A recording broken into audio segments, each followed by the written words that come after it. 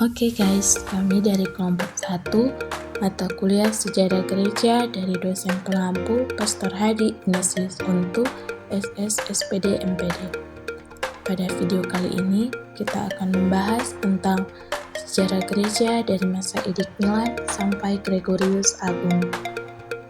Yang perlu diketahui bahwa Edik Milan adalah dekret yang dibuat pada tahun 313 Masehi oleh Kaisar Romawi Konstantinus Agung. Pada saat Konstantinus berkuasa, ia memberikan kebebasan kepada gereja untuk berkembang. Hal ini terbukti dengan terbitnya Edik Milan yang dihasilkan oleh Kaisar Konstantinus dan Lisinus pada tahun 313 yang isinya antara lain menetapkan prinsip kebebasan beragama dan beribadat bagi semua agama termasuk agama Kristen, membekukan semua undang-undang yang melawan orang Kristen, mengembalikan kepada gereja semua rumah ibadat dan harta benda yang pernah disita negara. Singkatnya, Edik Milan mengembalikan kebebasan suara hati dan sivilisasi negara. Yang berikutnya ialah pada masa Gregorius Agung. Gregorius pertama atau Gregorius Agung adalah seorang keturunan bangsa terkemuka dan menjadi prefek kota Roma. Setelah ayahnya meninggal, ia meletakkan jabatannya dan menjadi biarawan Benediktin. Ia menggunakan harta miliknya untuk mendirikan 7 biara. Berikutnya pada masa Gregorius Agung. Gregorius pertama atau Gregorius Agung adalah seorang keturunan bangsa terkemuka dan menjadi prefek kota Roma. Setelah ayahnya meninggal, ia meletakkan jabatannya dan memilih menjadi biarawan Benediktin. Ia menggunakan harta miliknya untuk mendirikan 7 biara. Setelah ditebiskan diakon, ia diangkat oleh Paus Pelagius II sebagai wakil takhta suci di Konstantinopel. Setelah Paus Pelagius meninggal, ia dipaksa menduduki takhta suci.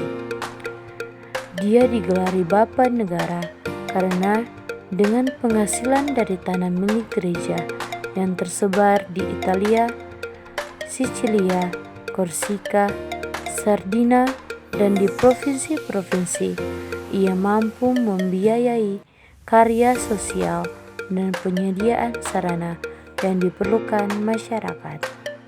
Selain gelar itu, ia dikatakan juga sebagai Bapa Apostolik karena kata-katanya yang keras dalam memberikan nasihat dan semangatnya dalam membaharui gereja. Berhati-hatilah dalam tindakan adalah ungkapan yang menjadi syarat dalam masa pontifikatusnya. Apabila ada penyalahgunaan kekuasaan, ia terus menekannya. Apabila ada uskup, imam ataupun biarawan-biarawati, raja atau ratu memerlukan nasihat, ia tidak takut memberinya. Selain itu, ia mati-matian menentang bid'ah, memperindah upacara gereja, memajukan nyanyian gereja Gregorian, mendirikan sekolah penyaji, menentukan suatu sistem musik, mempertahankan disiplin gereja. Ia juga dengan tegas menentang Patriark Konstantinopel Johannes yang menamakan diri Patriark Semesta. Terkait dengan ini, Gregorius pertama menyebut dirinya sebagai hamba dari segala hamba Allah. Servus Servorium Dei, suatu gelar yang kini hanya dipergunakan untuk dan oleh Paus.